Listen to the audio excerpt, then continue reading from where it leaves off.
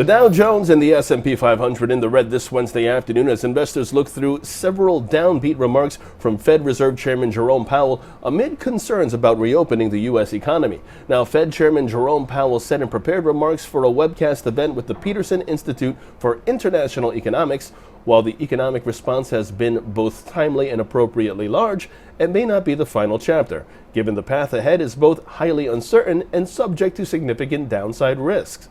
Powell did go on to add, however, that the economy should see a substantial recovery once the coronavirus is under control. Meanwhile, in the forex market, the euro-dollar is where we begin. That sees the bias remain bullish, while the British pound-US dollar pair, that's under pressure and in focus. The pair has broken below its 50-period moving average and remains on the downside.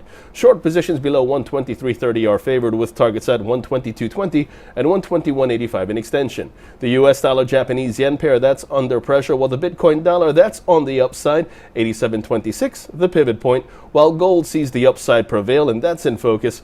Gold is on the upside, supported by its rising moving averages. Long positions above 17.0650 are favored, with targets at 17.18 and 17.23 in extension, while silver, that's moving towards 15.73 a troy ounce.